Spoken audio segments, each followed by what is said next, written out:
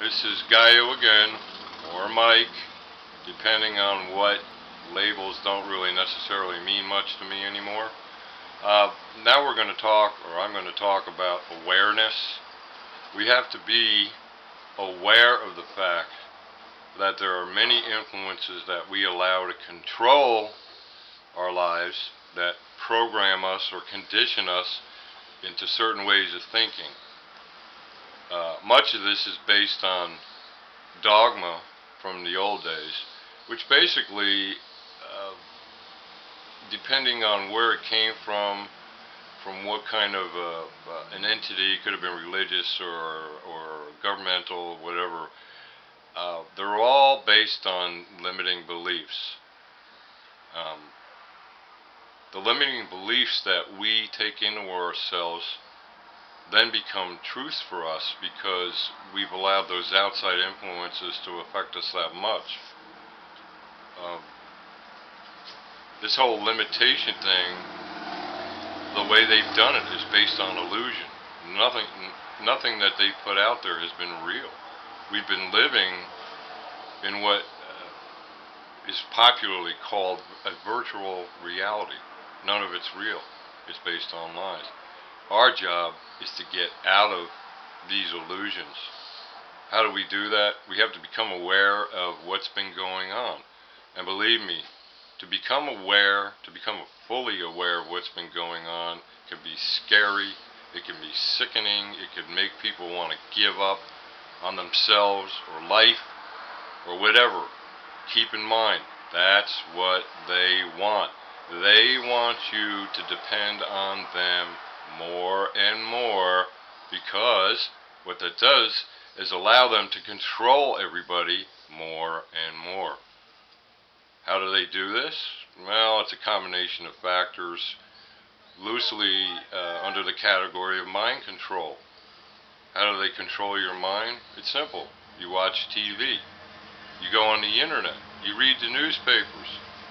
You cannot believe anything that you see anymore because they control the media. They're trying to guide you into a certain way of thinking, but it has very little to do with your heart. They're cutting your heart out of the matter. Truly living and enjoying life is a balance of your heart and your mind, or as is popularly known as mind, body, and spirit.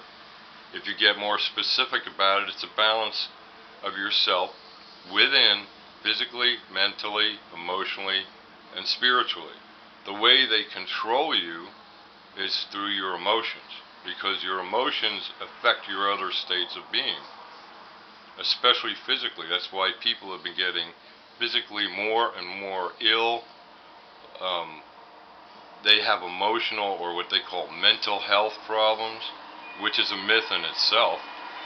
It's normal reactions that we have to abnormal situations. But then they come in and say, well, we can help you with medicine and therapy. Most of the medicine out there, if you look in a physician's desk reference, popularly known as a PDR, you will find that there are similar negative aspects that happen to people physically. And that affects us mentally, emotionally, and ultimately spiritually, because all that other is being sucked right out of us. If you look into PDR, you will find that there are about 12 or 14 common characteristics to most medicines. Generally, they affect your immune system. They start shutting it down. But some of those characteristics or effects that are placed on you are heart attack, stroke, dizziness, faintness, vomiting. There's a whole core of them that they want to make sure you're going to be going through. So the way they control you through all that is you go to the doctor. They issue your medicines to you based on whatever physical problem you have. Then you have mental illness, which controls your brain, and it dumbs you down. It makes you walk around kind of like you're in a dream state. All of these things affect us. Mentally, we slow down. We can't maybe do some mathematics in our head, or we can't find the words to put in a sentence that we know the meaning of, we know they're there, but we just can't pull them up out of our brain. So, and spiritually, there is no avenue for us to be able to express ourselves without limitations and not realize who we really are. We are beams of light. We were born on this earth to love and be loved. The earth is starving for that now. There's hate and jealousy and greed and all kinds of things going on all over the planet, but that's not really you. Don Miguel Ruiz talked about this in the Four Promises, the ancient Toltec wisdom. They call living life, if you're feeding into all of these illusions, living in a dream state. I have thought about this. I know I read the book a while back, and I have told friends that it seems like people are sleepwalking. They're not paying attention. They believe that the government's there to help them. They believe they're doctors. They believe that their school teachers are giving them the education they're supposed to get. They believe that they're getting decent medical help. They believe that they're getting housing and help with it. But the problem is, are they really helping you? Because you're not helping yourself. You're depending on them. You are their victims, and their control over you has become worldwide. Look at what's going on in the world with money and economics and financial states of countries and all that. To them, they don't carry money. They don't carry credit cards. It's all a blip on a computer screen to them.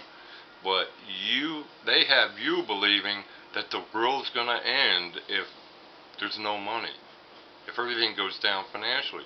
What about bartering? What about helping other people out? What about giving people comfort when they're in pain? What about living life?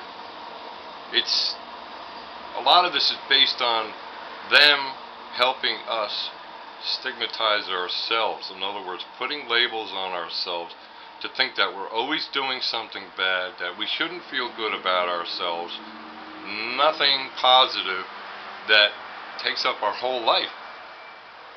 But the problem is that's all based on illusion. If it's based on illusion, then there's got to be another way out. It's simply taking care of yourself in the 4 areas, 3 areas, whatever you choose that I mentioned before.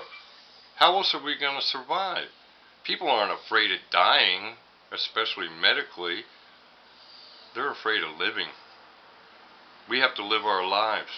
We have to make sure that our children and our grandchildren are going to survive and be happy. What's happy about life now? Nothing, unless you make it happy for yourself. If you make it happy for yourself, you can make it happy for another person. Help out. Give of yourself.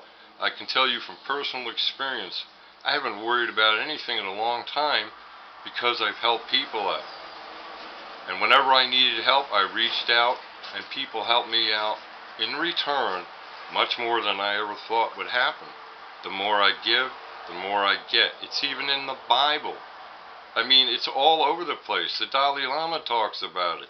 Deepak Chopra talks about it. But you know what? In the end, you don't need any of those people to help you figure out how to live your life other than to get a starting point and some guidance. Your life is yours alone. You've got to change it. Please do it. Thank you.